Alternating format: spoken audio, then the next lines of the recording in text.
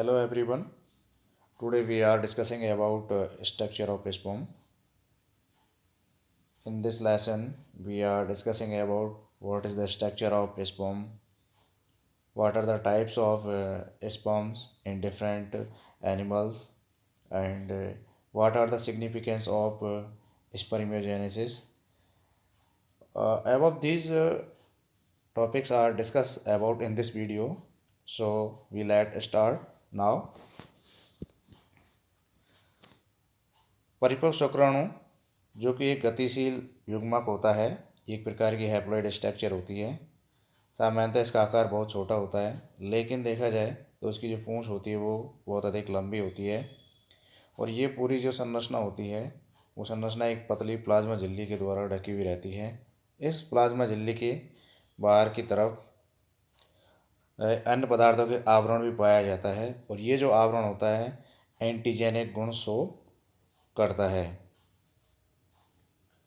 ये अन्य पदार्थ का जो आवरण होता है, इस आवरण के कारण ही इसमें एक डिफरेंट टाइप की स्पेसिफिसिटी या स्पेसिफिक एंटीजेनिक प्रॉपर्टीज़ क्रिएट होती हैं, जो कि जो ओवम होता है उसके साथ में स्पर्म के द्वारा जो रिएक्शन होती है, उस रिएक्शन को इस एंटीजेनिक प्रॉपर्टी के द्वारा ही क्रिएट किया जाता है या प्रेरित किया जाता है। विभिन्न जो प्राणी होते हैं उनमें शुक्राणु के आकार और आकृति अलग अलग होती है। ये अलग अलग प्रकार के जो एनिमल्स होते हैं उस पर डिपेंड करता है। फिर भी कुछ ऐसे कशेरुक प्राणी होते हैं जिनमें शुक्राणुओं की कुछ आधारभूत समानताएं पाई जाती हैं। तो संरचना की दृष्टि से ये सभी शुक्राणुओं को हम 3 भागों में विभाजित कर सकते हैं। ये 3 भाग कौन कौन से होते हैं? पहला भाग होता है आपका सिर, उसके जस्ट निचले वाला जो भाग होता है उसको हम मध्य भाग या मिडिल पीस कहते हैं, और अंतिम तंतुनुमा लंबा पतला भाग जो होता है उस भाग को हम पूंछ या टेल कहते हैं। सबसे पहले हम अध्ययन करते हैं सिर के बारे में। शुक्राणु का सिर होता है, हेड होता है, उसमें किस किस प्रकार की संरचनाएं पाई जाती हैं। सिर, ये जो शुक्राणु का अग्रतम भाग है, सबसे अगला जो सिरा होता है वो सिर कहलाता है। और अलग अलग जो प्राणी होते हैं उनमें सिर की जो आकृति होती है वो अलग अलग प्रकार की होती है। जैसे हम उदाहरण के तौर पर देखें तो कुछ जो बोनी फिशेज होती हैं, अस्थल मछलियाँ होती हैं, उनमें जो शुक्राणु का अगला भाग होता है, ये जिसको हम सिर कहते हैं, ये गोलाकार आकृति का होता है। एम्फीबियंस में इसकी जो शेप होती है वो लेंस शेप्ड होती है। कुछ टोड और कॉर्टिलेज या उपास्थल जो मछलियाँ होती हैं उनमें जो स्क्रू होता है, कॉर्क स्क्रू, उसके जैसी सिर की आकृति पाई जाती है। चूहे में इसकी जो आकृति होती है वो हुक के समान होती है, जबकि मनुष्य के अंतर्गत जो शुक्राणु पाए जाते हैं उनकी आकृति स्पून शेप्ड होती है, चम्मच आकार की जैसी इसकी आकृति होती है। शुक्राणु के सिर की आकृति चाहे कुछ भी हो उससे कोई प्रभाव नहीं पड़ता, लेकिन प्रमुख रूप से जो इसका सिर होता है, चाहे वो किसी भी जानवर का हो, किसी भी जंतु का हो, वो मुख्यतः 2 संरचनात्मक इकाइयों का बना होता है। एक होता है एक्रोसोम और दूसरा भाग होता है आपका केंद्रक। तो सबसे पहले हम देखते हैं कि एक्रोसोम। शुक्राणु के सबसे अगले भाग पर एक टोपीनुमा संरचना पाई जाती है। यह टोपीनुमा संरचना एक्रोसोम कहलाती है। यह अलग अलग शुक्राणु में अलग अलग इसकी आकृति हो सकती है। एक्रोसोम का निर्माण गोल्जी काय के द्वारा होता है, और यह एक्रोसोम एक झिल्ली से ढका हुआ रहता है। यानी एक्रोसोम का निर्माण गोल्जी काय से होता है, और गोल्जी काय जो एक्रोसोम बनाता है वो एक्रोसोम किसके द्वारा ढका रहता है? एक्रोसोमल जो मेम्ब्रेन होती है उसके द्वारा ये कवर्ड होता है।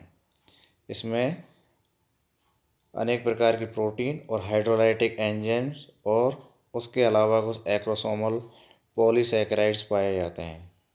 एक्रोसोम में पाए जाने वाले कुछ एंजाइम्स भी निम्न प्रकार के पाए जाते हैं, और मुख्यतः इसमें जो एंजाइम पाए जाते हैं वो हाइड्रोलाइटिक प्रॉपर्टीज़ वाले एंजाइम्स पाए जाते हैं। जैसे एसिड हाइड्रोलेजेज है, एसिड फॉस्फेटेज है, हाइल्यूरोनिडेज, एक्रोसोमिन और एक्रोसिन। ये ऐसे डिफरेंट टाइप के एंजाइम्स हैं जो एक्रोसोमल रिएक्शन के दौरान जब शुक्राणु का अगला पार्ट ओवम के पास में जाता है और कैपेसिएशन की क्रिया होती है, उस टाइम पर अंडाणु के जो बाहरी आवरण होता है उसको छेद करके उसमें प्रवेश करने में ये सहायता करते हैं। इसलिए इनकी जो प्रॉपर्टी होती है वो हाइड्रोलाइटिक होती है, लयनकारी होती है, ताकि जो अंडाणु का बाहरी कवर होता है उसमें छिद्र बना करके क्रिया करके उसमें अंदर प्रवेश करने में इनको सहायता मिलती है, मदद करता है। केंद्रक तथा एक्रोसोम के बीच में कोशिका द्रव्य की एक पतली परत पाई जाती है जिसको हम एक्रोसोमलीय कोशिका द्रव्य कहते हैं। शुक्राणु के शीर्ष पर पाई जाने वाली प्लाज्मा झिल्ली में विशेष प्रकार की कुछ लो मॉलिक्यूलर वेट वाली एसिड प्रोटीन पाई जाती हैं जो अंडाणु के आवरण में पाई जाने वाली विशिष्ट फर्टिलाइजिंग नामक प्रोटीन को पहचानने में इसकी मदद करता है और उसके साथ में क्रिया करता है। अंडाणु में एक्रोसोम और केंद्रक मध्य भाग में पाए जाने वाले रिक्त स्थान पर परफोरटोरियम एक्रोसोमल शंकु या एक्सियल फिलामेंट या एक्सियल बॉडी कहलाता है, जो निषेचन के समय एक दृढ़ एक्रोसोमल तंतु में परिवर्तित हो जाता है जो कि एक्टिन प्रोटीन का बना होता है। केंद्रक शुक्राणु के सिर में एक्रोसोम के ठीक पीछे की तरफ केंद्रक पाया जाता है और केंद्रक शुक्राणु के सिर का अधिकांश भाग बनाता है तथा यही उसकी आकृति में निर्धारित करता है। यानी कि शुक्राणु का जो सिर होता है उसमें एक्रोसोम और केंद्रक पाए जाते हैं, लेकिन मैक्सिमम जो पार्ट बना होता है हेड का वो न्यूक्लियस के द्वारा ही बना होता है और न्यूक्लियस ही जो शुक्राणु का अगला जो भाग होता है, सिरा जो रहता है, उसकी आकृति का निर्धारण भी न्यूक्लियस ही करता है। केंद्रक प्रमुख रूप से ठोस क्रोमेटिन पदार्थ का बना होता है। इसमें डीएनए और प्रोटीन दोनों पाए जाते हैं। प्रोटीन प्रमुख रूप से एल्केलाइन प्रॉपर्टी या क्षारीय प्रकृति के हिस्टोन वाली जो प्रोटीन होती है उसके बने हुए होते हैं। केंद्रक आनुवंशिक गुणों का वहन करता है, यानी न्यूक्लियस का जो मुख्य जो काम है वो आनुवंशिक सूचनाओं का एक पीढ़ी से दूसरी पीढ़ी में परिवहन या उसका संचलन करने का काम करता है।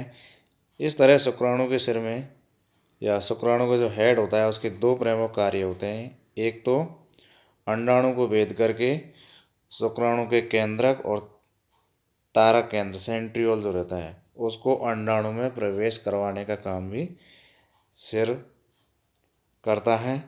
और दूसरा काम क्या होता है कि जो आनुवंशिक गुण होते हैं उन आनुवंशिक गुणों का वहन भी अंडाणु तक करना, उसका काम भी शुक्राणु के सिर के द्वारा किया जाता है। इनमें से प्रथम कार्य एक्रोसोम और दूसरा जो कार्य होता है वो केंद्रक के द्वारा किया जाता है, यानी कि उसमें छिद्र बनाने का और अंदर प्रवेश करने का जो काम है वो तो कौन करता है, एक्रोसोम, जबकि जेनेटिक मटेरियल का जो ट्रांसफ़र है वो कौन करता है, न्यूक्लियस। इसके अलावा शुक्राणु अंडाणुओं को सक्रिय भी करता है, एक्टिव बनाने का काम भी कौन करता है, शुक्राणु अंडाणु को एक्टिव करने का कार्य करता है। गुणसूत्रों को युग्म बनाने के लिए अगुणित गुणसूत्र उपलब्ध कराता है। ये सारे काम शुक्राणु के द्वारा किए जाते हैं। अब आता है आपका मध्य या मिडिल पीस। केंद्रक जो रहता है उसके ठीक पीछे का जो भाग होता है, यानी सिर में केंद्रक पाया जाता है और केंद्रक से निचले जो वाला भाग है या पीछे वाला जो भाग होता है वो भाग आपका मिडिल पीस या मध्य भाग कहलाता है। ये जो भाग होता है ये अलग अलग जंतुओं में अलग अलग हो सकता है।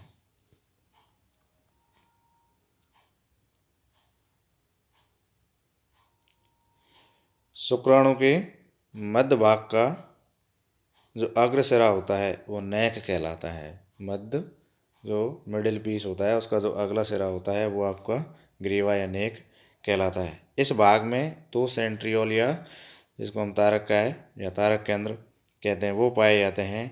इनमें से अगला वाला जो रहता है वो तो कहलाता है प्रॉक्सिमल यानी निकटस्थ तारक केंद्र, और दूसरा कहलाता है दूरस्थ तारक केंद्र डिस्टल सेंट्रियोल कहलाता है।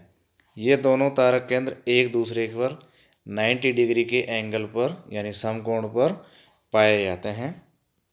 निकटस्थ तारक केंद्र जो रहता है शुक्राणु के जो अक्ष होती है उसके समकोण पर केंद्रक के पश्च भाग की खांच या जिसको हम परफोटोरियम कहते हैं उसमें पाया जाता है। यह निषेचन के पश्चात अंडे में विदलन की क्रिया को प्रेरित करने का कार्य करता है। यानी कि जब विदलन जो होता है एक प्रकार का समसूत्री विभाजन ही है ये भी, तो समसूत्री विभाजन या जो विदलन होता है उसकी क्रिया को सबसे पहले प्रारंभ करने का कार्य निकटस्थ तारक केंद्र के द्वारा किया जाता है। दूरस्थ तारक केंद्र जो रहता है ये निकटस्थ जो तारक केंद्र होता है उसके समकोण पर उपस्थित होता है, और यह एक अक्षीय रेखा होती है, उस अक्षीय रेखा के अंतर्गत ये एक्सियल फिलामेंट जो होता है उसमें स्थित होता है। तथा पूंछ के एक्सियल फिलामेंट का काम या उसको बनाने का जो काम है वो डिस्टल सेंट्रियोल के द्वारा किया जाता है। ठीक है, मध्य भाग में दो प्रकार के सेंट्रियोल्स पाए जाते हैं, एक होता है प्रॉक्सिमल, दूसरा होता है डिस्टल। प्रॉक्सिमल का काम क्या होता है? विदलन की क्रिया को प्रेरित करना यानी समसूत्री विभाजन को प्रेरित करना ताकि कोशिका विभाजित होकर के नई कोशिकाओं को बनाने का काम करे। जबकि जो आपका डिस्टल सेंट्रियोल होता है उसका काम होता है कि जो पूंछ होती है उसमें एक्सियल फिलामेंट पाया जाता है, उस एक्सियल फिलामेंट के निर्माण को प्रेरित करने का कार्य डिस्टल सेंट्रियोल के द्वारा किया जाता है।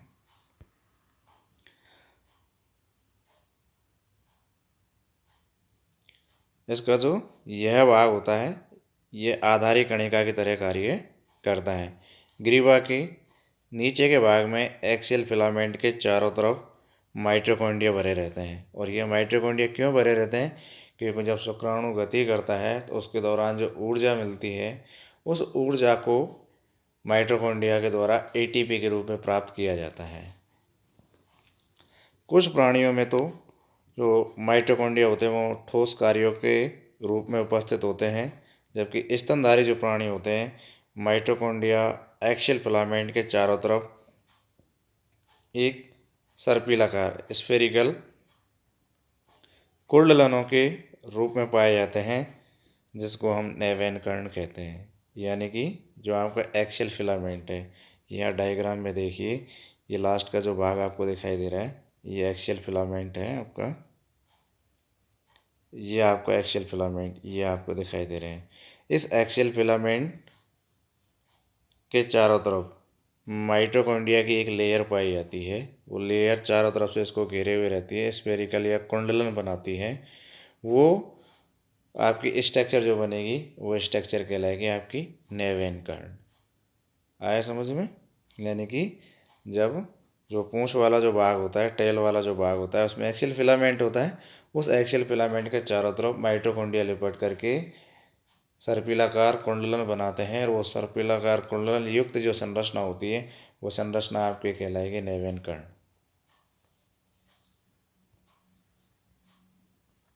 वापस आते हैं अपन। तो यहाँ क्लियर हुआ, माइटोकॉन्ड्रिया एक्सियल फिलामेंट के चारों तरफ लिपट करके एक संरचना बनाती है सर्पिलाकार संरचना, वो संरचना आपकी नेवेन कर्ण कहलाती है। यह शुक्राणु को गति के लिए आवश्यक ऊर्जा उपलब्ध करवाता है। माइटोकॉन्ड्रियल जो आवरण होता है और प्लाज्मा झिल्ली जो रहती है, यानी माइटोकॉन्ड्रियल आवरण और प्लाज्मा मेम्ब्रेन के बीच में एक बहुत ही ज़्यादा विस्कस या गाढ़ा कोशिका द्रव्य भरा हुआ रहता है, या कोशिका द्रव्य की एक परत पाई जाती है, वो परत आपकी मेनसेट कहलाती है। ये दोनों ही महत्वपूर्ण बिंदु हैं आपके, नेवेन कर्ण और मेनसेट। इनको एग्जाम में एक एक नंबर वाले जो प्रश्न आते हैं उसमें आपसे पूछा जा सकता है कि नेवेन कर्ण क्या होता है, मेनसेट क्या होता है, तो इनको आप याद रखिएगा। मेनसेट आपको मैंने बता दिया है, यानी कि माइटोकॉन्ड्रियल का जो आवरण होता है और प्लाज्मा मेम्ब्रेन के बीच में कोशिका द्रव्य की एक पतली परत गाढ़ी परत पाई जाती है वो परत आपकी मेन सेट कहलाती है। ये आपकी शुक्राणु की संरचना आप दिखाई दे रही है। तो यहाँ देखिए, ये स्तनधारी जंतुओं का शुक्राणु की संरचना है जो कि चम्मच के जैसी आकृति होती है। इसका जो अग्रसिरा होता है वो एक्रोसोम कहलाता है। आप देखोगे इसको तो उसके चारों तरफ एक पतली परत पाई जाती है। ये पतली परत आपकी प्लाज्मा मेम्ब्रेन रहती है। इस प्लाज्मा मेम्ब्रेन के द्वारा पूरा शुक्राणु चारों तरफ से घिरे हुए रहता है। कैपनोमा अगला जो सिरा दिखाई दे रहा है आपको, छोटी सी बिंदु जैसी संरचना दिखाई दे रही है, ये संरचना एक्रोसोम होती है और इसका निर्माण गोल्जी कोशिका के द्वारा किया जाता है। नीचे आकर के आप देखिए कि इससे जुड़ा हुआ ये जो भाग आपको दिखाई दे रहा है, ये जो भाग है ये पूरा न्यूक्लियस से भरा हुआ होता है। यानी कि जो सिर जो भाग होता है, हेड का 90% जो भाग होता है वो न्यूक्लियस के द्वारा ही बना होता है। बाकी 10% जो हिस्सा होता है वो आपके एक्रोसोम के द्वारा बना होता है। देखो मेन सेट शब्द यहाँ आ रहा है, यहाँ देख लीजिए आप ये, यानी कि प्लाज्मा मेम्ब्रेन और माइटोकॉन्ड्रियल मेम्ब्रेन के बीच में जहाँ कोशिका द्रव्य भरा रहता है वो गाढ़ा कोशिका द्रव्य वो आपका मेन सेट कहलाता है। जैसे ही आपका जो हेड वाला भाग है उसके नीचे की ओर आप आएंगे तो बिंदु जैसी संरचना, ये परफोर्टोरियम आपने पढ़ा होगा, अभी सब थोड़ी देर पहले मैंने बताया था। उसमें प्रॉक्सिमल सेंट्रियोल्स दसा हुआ रहता है। अब आता है आपका ये मिडिल पीस। यहाँ आप देख लीजिए, मिडिल पीस में दो ही चीज़ पाई जाती हैं, डिस्टल सेंट्रियोल और माइटोकॉन्ड्रियल। ठीक है, स्पाइरल शेप्ड में पाया जाता है। अंतिम जो भाग होता है वो टेल होता है। ये काफ़ी लंबा भाग होता है और एक्सियल फिलामेंट का बना होता है। तो ये एक प्रकार की आपकी प्रारूपिक संरचना है स्पर्म्स की।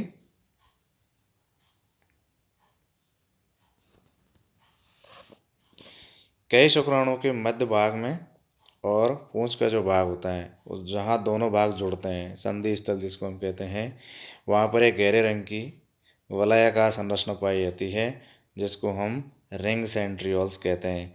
रिंग सेंट्रियोल्स आप देख लीजिए, ये आपका रिंग सेंट्रियोल्स है, ये वाला भाग। यानी कि यहाँ पर दोनों भाग जुड़ रहे हैं, यानी मिडिल पीस और टेल वाला जो भाग होता है वो जिस स्थान पर जुड़ते हैं वहाँ एक गहरे रंग की संरचना पाई जाती है, वलयाकार संरचना। वो संरचना हमारी रिंग सेंट्रियोल कहलाती है। यह मध्य भाग एवं पूंछ के बीच सीमा रेखा बनाने का कार्य करता है। इसकी संरचना व कार्य में वास्तविक तारक केंद्र से बिल्कुल समानता नहीं होती है। हालांकि इसका अभी तक कोई जो कार्य है वो अभी तक ज्ञात नहीं है।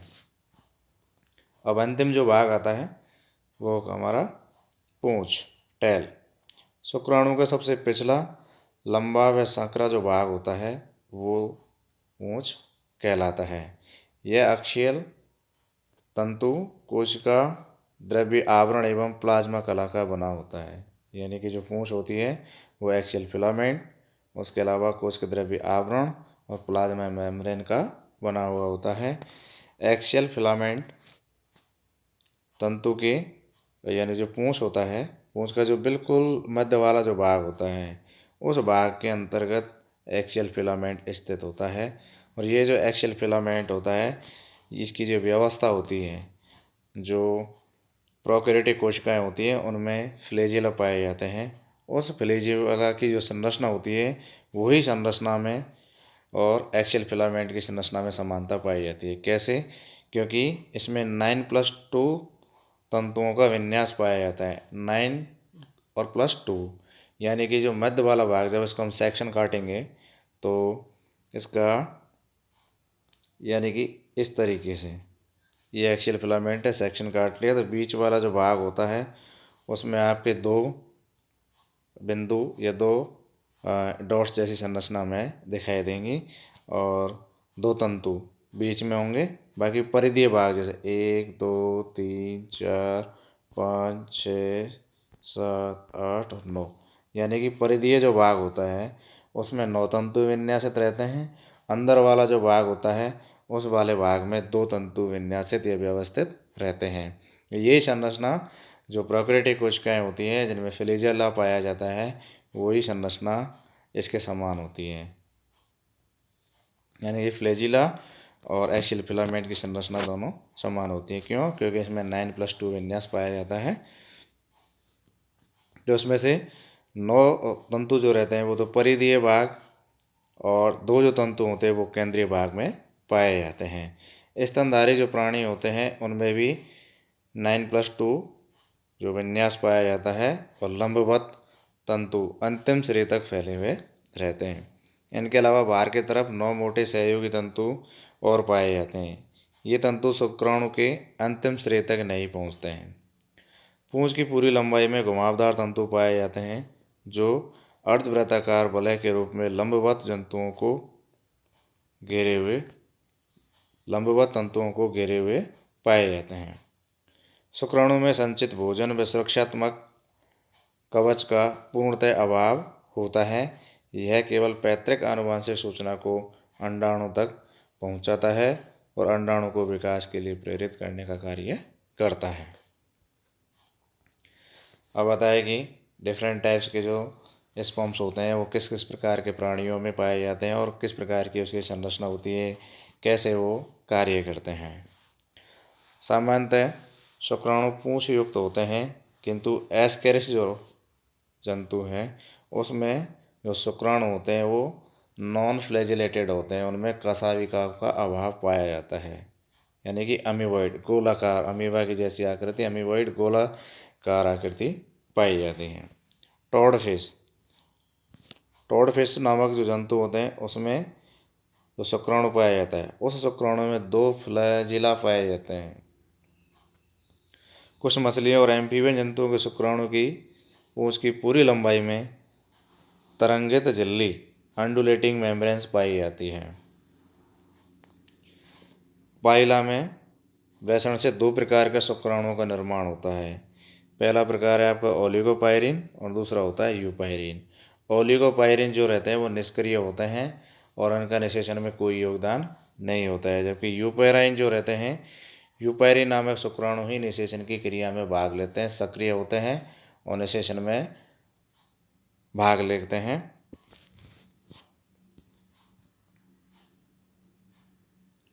सक्रिय अवस्था में शुक्राणु का जीवन काल 1 से 24 घंटे तक का होता है, किंतु चमगादड़, पक्षी और मधुमक्खी ये ऐसे जीव हैं जिनमें शुक्राणु विश्राम अवस्था में, रेस्ट फेज में चले जाते हैं और शुक्राणु कई वर्षों तक जीवित रह सकते हैं।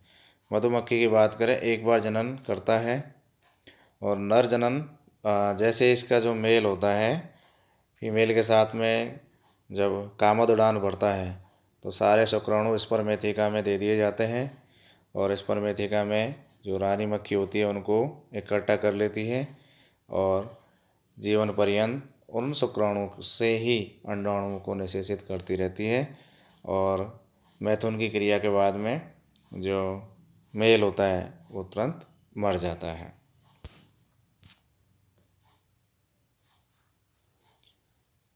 सिग्निफिकेंस ऑफ स्पर्मेटोजेनेसिस यानी शुक्राणु जनन का क्या महत्व है। शुक्राणु जनन के फलस्वरूप अगुणित नर युग्मकों या शुक्राणुओं का निर्माण होता है।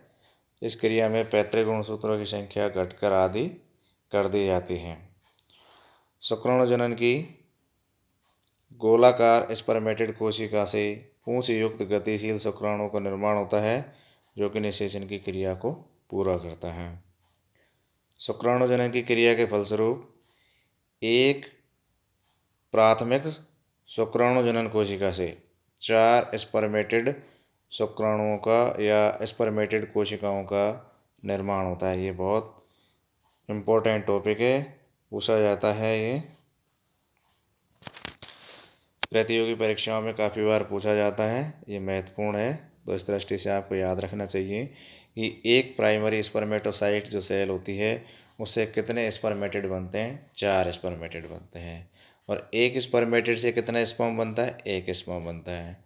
इसी प्रकार आपका जो सेकेंडरी स्पर्मेटोसाइट जो सेल्स होती है उससे हमारा कितने स्पर्म बनेंगे, तो एक स्पर्मेटोसाइट से हमारा सिर्फ